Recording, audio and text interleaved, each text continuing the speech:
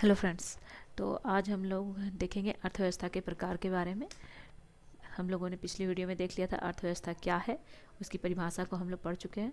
आज हम लोग को जानना है अर्थव्यवस्था के कितने प्रकार हैं। ठीक है, तो अर्थव्यवस्था का के बारे में अगर जानने से पहले हम लोगों को ये जानना भी ज़रूरी है कि जो अर्थव्यवस्था के बहुत सारे प्रकार हैं। आप देख सकते हो मैंने यहाँ पे 9 टाइप लिखा है।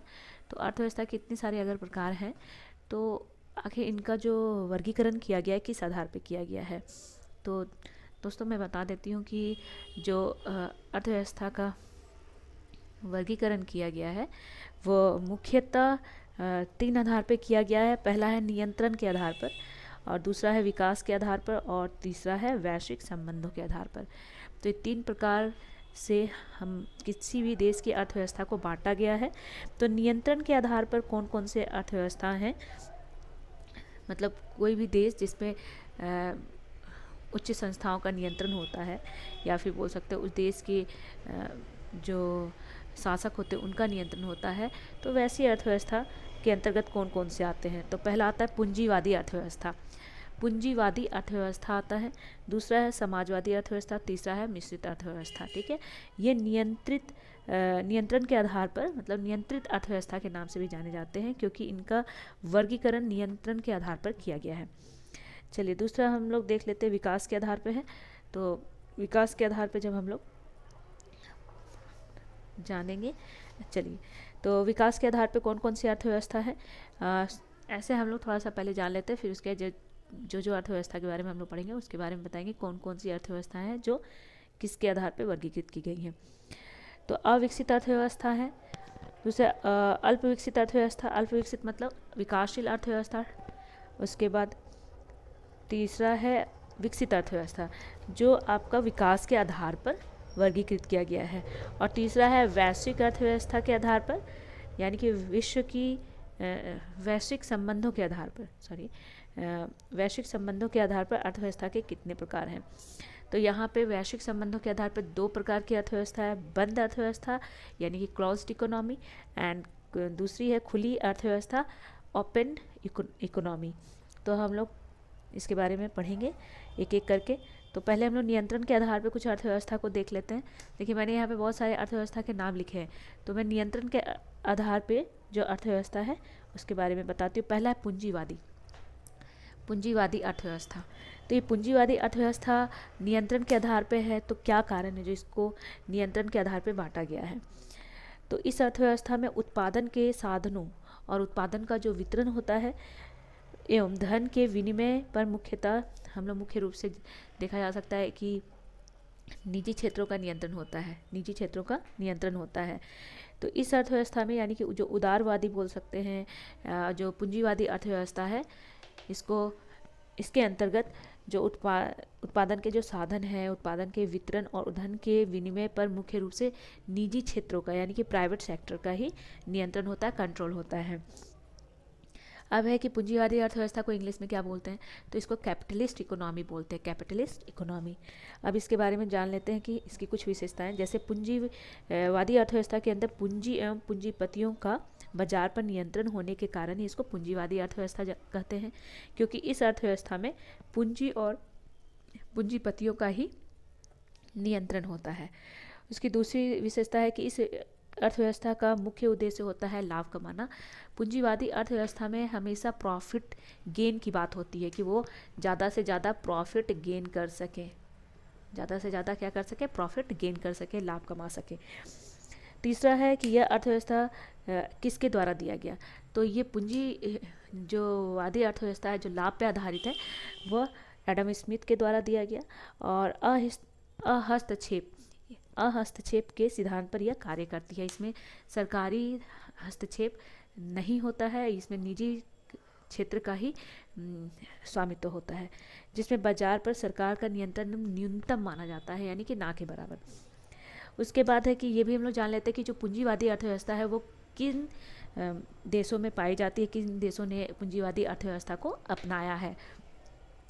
तो पहला है जो देश है वो अमेरिका, दूसरा ब्रिटेन, और तीसरा फ्रांस। ऐसे तो बहुत सारे देश हैं जहाँ पे पूंजीवादी अर्थव्यवस्था को अपनाया है, मुख्यतः जो बहुत ही ज़्यादा विकसित हैं और बहुत ही ज़्यादा स्ट्रॉन्ग हैं, तो वो देश हैं अमेरिका, ब्रिटेन एंड फ्रांस। तो पूंजीवादी अर्थव्यवस्था के बारे में आई होप ये समझ में आया होगा आप लोगों को। और एक चीज़ और जान लें कि पूंजीवादी अर्थव्यवस्था से संबंधित है जैसे उदारवाद, उदारवादी के जनक किन्हें कहा जाता है। तो उदारवादी या उदारवाद के जो जनक होते हैं जॉन लॉक, जो ब्रिटेन के थे, और इनका जन्म भी याद रखिए 29 अगस्त 1632 जॉन लॉक का जन्म, और इनकी जो मृत्यु हुई थी 28 अक्टूबर 1704 को हुई, यानी कि 1704, ठीक है, 1704 में इनकी डेथ हो गई।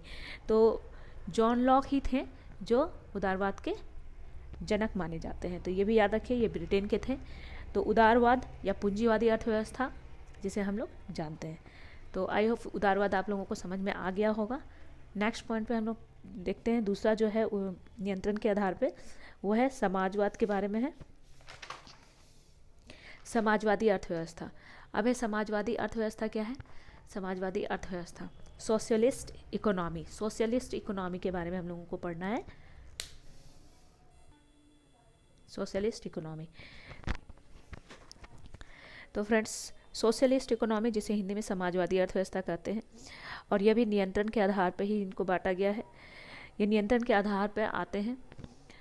इस प्रकार की अर्थव्यवस्था में समस्त आर्थिक जितनी भी इकोनॉमिक एक्टिविटीज़ होती हैं, इसका सारा का सारा संचालन या इसका कंट्रोल सरकार के द्वारा किया जाता है, ठीक है। तो इसको भी नियंत्रण के आधार पर बांटा गया है। तो क्यों बांटा गया है? क्योंकि इसमें जो कंट्रोल है किसके ऊपर है, किसके अंतर्गत आता है? तो गवर्नमेंट इसके ऊपर कंट्रोल करती है। तो जितने भी सोशलिस्ट इकोनॉमी होंगे उस पर सारा कंट्रोल किसका होगा? गवर्नमेंट का होगा।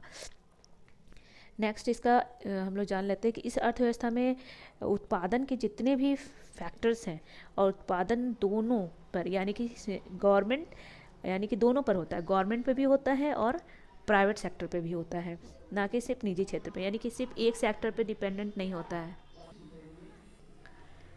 तो इसमें जो समाजवादी अर्थव्यवस्था है, इसके अंतर्गत जितने भी उत्पादन के जो फैक्टर्स होते हैं या उत्पाद होते हैं, जो गुड एंड सर्विसेज प्रोड्यूस किए जाते हैं, उस पर गवर्नमेंट एंड प्राइवेट सेक्टर का आधिपत्य होता है या नियंत्रण होता है, सिर्फ एक सेक्टर का नहीं होता है। इसमें सरकार का मुख्य उद्देश्य लोगों का कल्याण होता है। समाजवादी अर्थव्यवस्था का होता है लोगों का कल्याण करना, वेलफेयर, कल्याण करना, लोगों का कल्याण करना, ना कि सिर्फ लाभ करना। इसमें प्रॉफिट को महत्व नहीं दिया जाता है, इसमें कल्याण को महत्व दिया जाता है, और कल्याण पे ही आधारित है समाजवादी अर्थव्यवस्था। और इस तरह की जो अर्थव्यवस्था कहाँ पर है, किन देशों में ये अर्थव्यवस्था देखने को मिलती है, तो किन देशों ने इसे अपनाया है? तो रूस, चीन, उत्तर कोरिया। तो उत्तर कोरिया समाजवादी तो नहीं कह सकते, चलिए, देशों में समाजवादी अर्थव्यवस्था पाई जाती है। समाजवादी अर्थव्यवस्था के जन्मदाता कौन थे?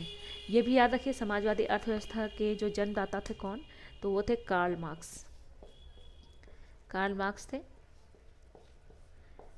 कार्ल मार्क्स ही समाजवादी अर्थव्यवस्था के जन्मदाता माने जाते हैं। और ये रहने वाले कहाँ के थे? तो ये जर्मनी के रहने वाले थे, ठीक है। तो ये था समाजवाद के बारे में। और समाजवाद से संबंधित और भी कुछ पढ़नी है तो प्लीज़ आप इंडियन इकोनॉमिक्स निकालिए, उसमें बहुत अच्छे से इसमें एक्सप्लेन किया गया है। और जैसे आप बहुत सारी ऐसी बुक्स हैं जिसमें आप इजीली इसके बारे में और डिटेल से पढ़ सकते हैं। तो मैं एक ओवरव्यू आपको बता रही हूँ ताकि आपको एक आइडिया मिल जाए कि हाँ, ये सारे अर्थव्यवस्था के प्रकार हैं। चलिए, मिश्रित अर्थव्यवस्था के बारे में पढ़ते हैं। जो मिश्रित अर्थव्यवस्था है, ये भी आपका नियंत्रण के आधार पर इनको वर्गीकृत किया गया है। यहाँ है मिश्रित अर्थव्यवस्था, मिक्स्ड इकोनॉमी, ठीक है। इस अर्थव्यवस्था में पूंजीवादी एवं समाजवादी दोनों अर्थव्यवस्थाओं का मिश्रण होता है। इस अर्थव्यवस्था में समाजवादी और पूंजीवादी दोनों मिलकर कार्य करते हैं। इस तरह के जो अर्थव्यवस्था में पूंजीपति और जो सरकार होते हैं, दोनों आर्थिक विकास में परस्पर सहयोग निभाते हैं, और इनका मुख्य उद्देश्य भी होता है सामाजिक विकास करना, समाज का आर्थिक विकास करना। यह अर्थव्यवस्था है इनके विचारों से प्रेरित है। ये जो अर्थव्यवस्था है मिक्स्ड इकोनॉमी, मिश्रित अर्थव्यवस्था, मिक्स्ड इकोनॉमी तो किसके विचारों से हैं? तो J.M. केन्स के विचारों से, J.M. केन्स के विचारों से क्या है? प्रेरित है। मिश्रित अर्थव्यवस्था के जनक किसको माना जाता है? ये भी याद रखिए कि जो मैक्सिमम एग्जाम्स में ये पूछा जाता है कि इस अर्थव्यवस्था के जन्मदाता कौन है। तो मिश्रित अर्थव्यवस्था के जो जन्मदाता हैं वो है एंथोनी क्रॉसलैंड। उन्हें माना जाता है, एंथोनी क्रॉसलैंड को माना जाता है। और ये कहाँ के थे? एंथोनी क्रॉसलैंड जो थे वो अमेरिका के थे, एंथोनी क्रॉसलैंड। मिश्रित अर्थव्यवस्था में कौन कौन से देश मतलब आते हैं? किन किन देशों ने मिश्रित अर्थव्यवस्था को अपनाया है? तो मिश्रित अर्थव्यवस्था को, मिक्स्ड इकोनॉमी को जो अपनाने वाले देश हैं वो भारत है, US है, फ्रांस है। तो फ्रांस भी मिश्रित अर्थव्यवस्था को अब अपना चुका है। चलिए नेक्स्ट आगे हम लोग बढ़ते हैं।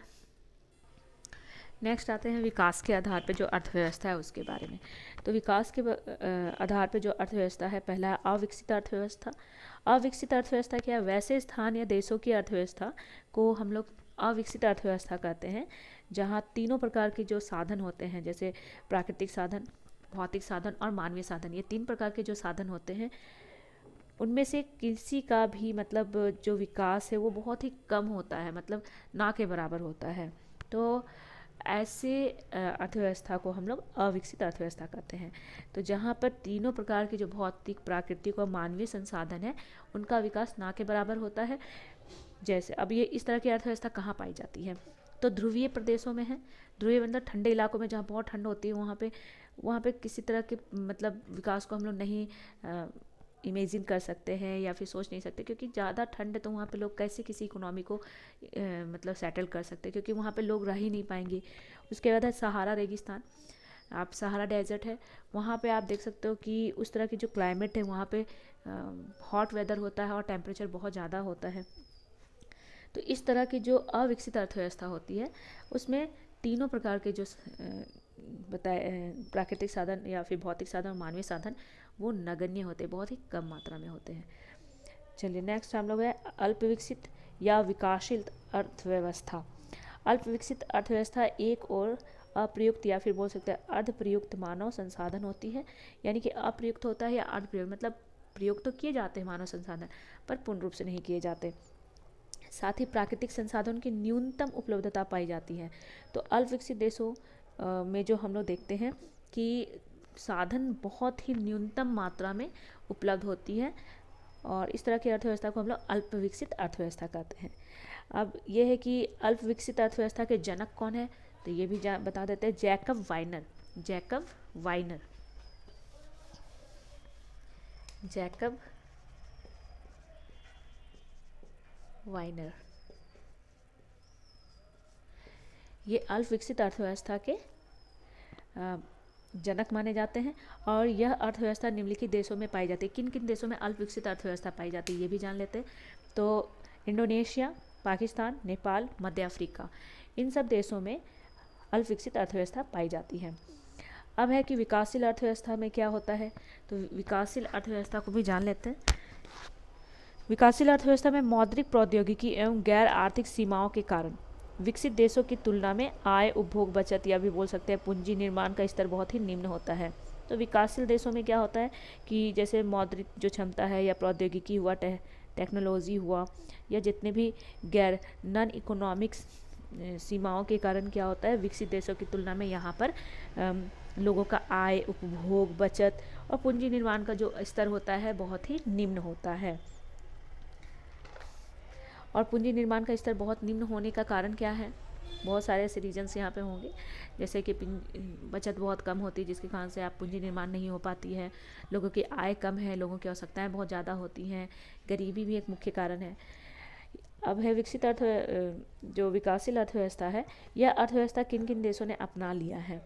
तो विकासशील अर्थव्यवस्था को अपनाने वाले भारत, चीन, ब्राज़ील और दक्षिण अफ्रीका है, जो विकासशील अर्थव्यवस्था के अंतर्गत आते हैं। ठीक है, विकासशील अर्थव्यवस्था के अंतर्गत आते हैं। पर ऐसे भारत में तो मिश्रित अर्थव्यवस्था है, पर ये विकासशील अर्थव्यवस्था में माने जाते हैं। आगे आते हैं विकसित अर्थव्यवस्था। विकसित अर्थव्यवस्था वैसी अर्थव्यवस्था जहाँ उत्पादन के तीनों संसाधन, जो प्राकृतिक, मानवीय एवं भौतिक संसाधन प्रचुर मात्रा में पाए जाते हैं और उनका दोहन होता है, यानी कि उसका प्रयोग किया जाता है, और वो अनुकूलतम प्रयोग करते हैं, आवश्यकता से अधिक नहीं, जितना उनकी ज़रूरत है उस हिसाब से उस संसाधनों का प्रयोग किया जाता है। तो विकसित अर्थव्यवस्था क्या है? वैसी अर्थव्यवस्था जहाँ उत्पादन के तीनों संसाधन जो हैं प्राकृतिक, भौतिक और मानवीय प्रचुर मात्रा में पाया जाता है और उसका प्रॉपर यूज़ किया जाता है लोगों के विकास के लिए। अब है कि विकसित अर्थव्यवस्था किन देशों में पाई जाती है। तो विकसित जो अर्थव्यवस्था है वो America, Britain, Japan, Germany, Canada, Italy, Australia, Norway, Sweden आदि देशों में पाई जाती हैं। तो ये था विकास के आधार पर अर्थव्यवस्था। अब हम लोगों को जानना है कि वैश्विक संबंधों के आधार पर कौन कौन सी अर्थव्यवस्था को अपनाया गया है। तो वैश्विक अर्थव्यवस्था के आधार पर हम लोग देखते हैं। पहला है बंद अर्थव्यवस्था। बंद अर्थव्यवस्था जिसको इंग्लिश में बोलते हैं क्लोज्ड इकोनॉमी, यह उस प्रकार की अर्थव्यवस्था है जो बाह्य अर्थव्यवस्था यानी कि जो एक्सटर्नल इकोनॉमी होती हैं, अदर इकोनॉमी होती हैं, उसमें किसी प्रकार से उनका आर्थिक संबंध नहीं होता है, इकोनॉमिक रिलेशनशिप नहीं पाया जाता है और इसमें आयात निर्यात यानी एक्सपोर्ट इम्पोर्ट की जो एक्टिविटीज़ होती हैं बहुत ही कम होती है, यानी कि उसमें एक्सपोर्ट इम्पोर्ट की जो एक्टिविटी होती ही नहीं, बहुत कम मात्रा में होती है। आसपास के देशों से भी इनका लेना देना नहीं होता है। और इस तरह की अर्थव्यवस्था को एक देश है जो बहुत ही प्रसिद्ध है, उत्तर कोरिया, उसने अपनाया है किंग जॉन ने। तो बता दूं कि ये अर्थव्यवस्था क्या है कि बिल्कुल क्लोज्ड इकोनॉमी है। या अन्य अपने पड़ोसी देशों से भी बहुत कम ही मात्रा में, मतलब बोल सकते हैं बहुत ही कम, जितनी ज़रूरत है उस हिसाब से ये व्यापार करते हैं, आयात निर्यात करते हैं। बाकी देश के अलग देशों से इनका व्यापार नहीं होता है। आगे है दूसरा है खुली अर्थव्यवस्था। खुली अर्थव्यवस्था क्या है? यानी कि ओपन इकोनॉमी, खुली अर्थव्यवस्था। वैसी अर्थव्यवस्था जो दुनिया के अर्थव्यवस्थाओं के साथ उचित आर्थिक संबंध को प्राप्त करते हैं, या फिर बोल सकते हैं उनका वैसे देश जो खुली अर्थव्यवस्था को अपनाते हैं, वैसी अर्थव्यवस्था जिसमें कि अन्य देशों की अर्थव्यवस्था के साथ उनका रिलेशन होता है, आर्थिक संबंध होता है, यानी कि आयात निर्यात के संबंध होते हैं। ऐसी अर्थव्यवस्था में उत्पादन, उपभोग और पूंजी निर्माण बाह्य लेन देन से प्रभावित होते हैं। यानी कि अगर कोई देश खुली अर्थव्यवस्था को अपनाता है तो उस देश की अर्थव्यवस्था क्या होगी, उनका जो उत्पादन होगा या उपभोग होगा या पूंजी निर्माण की जो दर होगी वो अन्य देशों के लेन देन से प्रभावित होगी। इस अर्थव्यवस्था में आयात निर्यात पर न्यूनतम प्रतिबंध होता है, यानी कि जो खुली अर्थव्यवस्था होती है उसमें एक्सपोर्ट इंपोर्ट पर अधिकतम नियंत्रण नहीं किए जाते हैं, बहुत ही कम नियंत्रण होता है। उसके बाद है इसी के अंतर्गत हम लोग और कुछ बातों को जान लेते हैं। जैसे आधुनिक विश्व की लगभग बहुत सारी ऐसी अर्थव्यवस्था हैं जिन्होंने खुली अर्थव्यवस्था को अपनाया है, ओपन इकोनॉमी को अपनाया है ताकि उनका विकास हो सके। और ये भी जान लें कि अभी खुली अर्थव्यवस्था को किन देशों में देखा जा सकता है, किन देशों ने अपना लिया है। तो ये भारत, चीन, ब्रिटेन, फ्रांस और भी बहुत सारे देश हैं जिन्होंने खुली अर्थव्यवस्था को अपनाया है, पर हमारा जो देश भारत है उसने खुली अर्थव्यवस्था को अपनाया है। और हम लोग विश्व के बहुत सारे देशों के साथ व्यापार करते हैं और बहुत सारी चीज़ों का आयात निर्यात करते हैं ताकि हम लोग उन सभी टेक्नोलॉजी को, संस्कृति को, शिक्षा को अपना सके और हम लोग की भी देश की जो संस्कृति, शिक्षा है वो अन्य देशों के लोग अपना सके। इससे देश का विकास होता है और नए नए आयाम मिलते हैं, नए नए अपॉर्चुनिटीज़ मिलती हैं। तो ये थे हमारे भारतीय अर्थव्यवस्था के जो प्रकार थे। ठीक है, ये अर्थव्यवस्था के प्रकार थे। अब है कि यहाँ पे एक साधारण अर्थव्यवस्था है, वो भी जान लीजिए। साधारण अर्थव्यवस्था किसे कहते हैं, यानी कि सिंपल इकोनॉमी। इसमें नॉर्मली इसकी डेफिनेशन जरूर जानिए। यह एक स्वनिर्भर होता है, यानी कि सेल्फ डिपेंडेंट इकोनॉमी होता है और इसमें जो भी गुड एंड सर्विसेज का जो उत्पादन होता है एक श्रम विभाजन पर आधारित होता है, यानी कि यहाँ पे लेबर बेस्ड होते हैं ये। और ये जो सिंपल इकोनॉमी है ये सेल्फ डिपेंडेंट होते हैं। नेक्स्ट आते हैं एक जटिल अर्थव्यवस्था, उससे भी जान लेते हैं। जटिल अर्थव्यवस्था कॉम्प्लेक्स इकोनॉमिक्स जो होती हैं, यह अर्थव्यवस्था जो होती है वो बहुत बड़े पैमाने पे आधारित होती है और इनका जो क्षेत्र होता है बहुत ही बड़ा होता है। इसमें ऊंचे स्तर की जो पारस्परिक निर्भरता बोल सकते हैं, अन्य देशों पे जो निर्भरता होती है बहुत ज़्यादा होती है। विनिमय होती है, इनमें जो श्रम आधारित विभाजन होता है, यानी कि जो जटिल अर्थव्यवस्था होती है वो अन्य देशों के साथ बहुत ही ज़्यादा व्यापार से संबंधित होती है। आगे देखते हैं एक नियोजित अर्थव्यवस्था के बारे में। नियोजित अर्थव्यवस्था तो जो प्लान्ड इकोनॉमी होती है, जिस अर्थव्यवस्था में केंद्रीय नियोजित अधिकारी निश्चित लक्ष्यों को प्राप्त करने का लक्ष्य लेके चलते हैं, और इस तरह की अर्थव्यवस्था समाजवादी अर्थव्यवस्था पर आधारित होती है। तो प्लान्ड इकोनॉमी जो है वो सोशलिस्ट इकोनॉमी में आधारित होती है। और एक लास्ट है बाजार अर्थव्यवस्था को भी जान लेते हैं मार्केट इकोनॉमी। तो फ्रेंड्स, जो मार्केट इकोनॉमी है वो एक ऐसी इकोनॉमी है जिसका जो नियंत्रण होता है या प्रबंधन होता है, पूरा का पूरा जो स्ट्रक्चर होता है वो बाजार के जितने भी मार्केट पावर देखा जाता है या मार्केट बाजार की शक्तियों पर आधारित होता है। और यह अर्थव्यवस्था होती है पूंजीवादी अर्थव्यवस्था पर आधारित होती है, यानी कि जो पूंजीवादी अर्थव्यवस्था है उसी के आधार पर यह बाजार अर्थव्यवस्था भी देखा जाता है। तो ये तो थे हमारे अर्थव्यवस्था के प्रकार। आई होप ये टॉपिक आपको बहुत अच्छे से क्लियर हो गया होगा। तो नेक्स्ट हम लोग चलते हैं अर्थव्यवस्था के क्षेत्र से संबंधित कुछ बातों को जान लेते हैं कि अर्थव्यवस्था के जो क्षेत्र हैं। अच्छा, इससे जानने से पहले हम लोग ऐसे मैं आपको बता दूं कुछ पॉइंट्स, जैसे कि अर्थव्यवस्था का जो क्षेत्र के आधार पर कितनी सारी अर्थव्यवस्थाएं हो सकती हैं। तो क्षेत्र के आधार पर भी बहुत सारी अर्थव्यवस्थाएं हैं। जैसे ग्रामीण अर्थव्यवस्था हो गए, वो छोटे से गांव पे आधारित होते तो उसको ग्रामीण अर्थव्यवस्था हो गया। दूसरा हो गया नगरीय अर्थव्यवस्था। उसके बाद आते हैं राष्ट्रीय अर्थव्यवस्था। किसी देश के अर्थव्यवस्था को सिर्फ देखा जाए तो उसको राष्ट्रीय अर्थव्यवस्था भी देखा जाता है। ये क्षेत्र के आधार पे होता है राष्ट्रीय अर्थव्यवस्था। और वैश्विक अर्थव्यवस्था, यानी कि विश्व के आधार पर जो अर्थव्यवस्थाएं देखी जाती है उसको वैश्विक अर्थव्यवस्था कहते हैं। तो ये क्षेत्र के आधार पे है, ठीक है। अब आगे हम लोग देखते हैं कि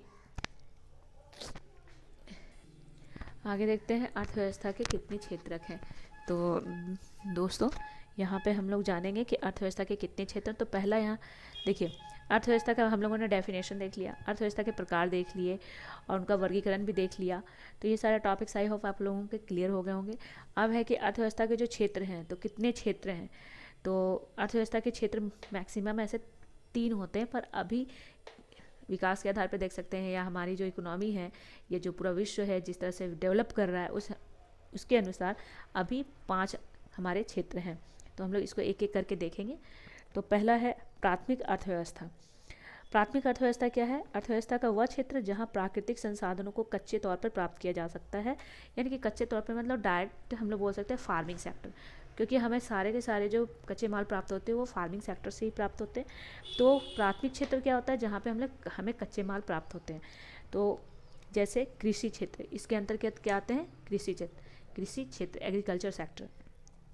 उत्खनन भी आ सकता है, क्योंकि हम लोग जैसे अगर हमें आयरन के लिए रॉ मटेरियल चाहिए तो हम लोग खनन का काम करते हैं, तो उत्खनन भी इसके अंतर्गत आता है। पशुपालन भी आता है, मत्स्य पालन आता है।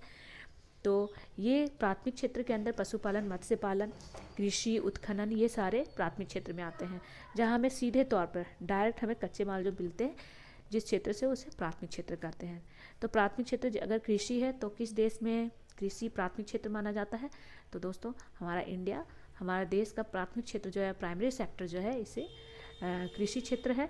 याद रखिएगा, हमारे देश में जो प्राइमरी सेक्टर है वो है कृषि। नेक्स्ट आते हैं द्वितीयक क्षेत्र है, यानी कि सेकेंडरी सेक्टर जिसको बोलते हैं। सेकेंडरी सेक्टर में वह क्षेत्र है जो प्राथमिक क्षेत्र के उत्पादनों को आसानी से गतिविधियों में कच्चे माल की तरह प्रयोग किया जाता है। तो याद रखिएगा, जो सेकेंडरी सेक्टर होते हैं वो प्राइमरी सेक्टर पर डिपेंडेंट होते हैं, ठीक है, क्योंकि प्राइमरी सेक्टर से वो कच्चे माल को लेते हैं और सेकेंडरी सेक्टर यानी कि उसमें लाकर नए गुड एंड सर्विसेज का प्रोडक्शन करते हैं, उसको तैयार करते हैं। तो सेकेंडरी सेक्टर में आते हैं इंडस्ट्री आते हैं, और बहुत इसमें डिफरेंट टाइप ऑफ इंडस्ट्री आएंगे, ठीक है, उद्योग आएंगे। जैसे आप कपड़ा उद्योग देख सकते हो, लौह इस्पात उद्योग देख सकते हो। तो ये सेकेंडरी सेक्टर है, द्वितीय क्षेत्र है। और किस देश में द्वितीय क्षेत्र है, बहुत ज़्यादा डेवलप है, आप लोगों को पता ही होगा। अगर नहीं आप लोग पता है तो इसका कमेंट करें कि किस क्षेत्र में किस देश ने द्वितीय क्षेत्र को अपनाया हुआ है, और तो इसका आंसर आप लोग कमेंट बॉक्स में करें। आगे है, इसमें विनिर्माण कार्य होता है, इसलिए हम लोग इसको औद्योगिक क्षेत्र भी कहते हैं।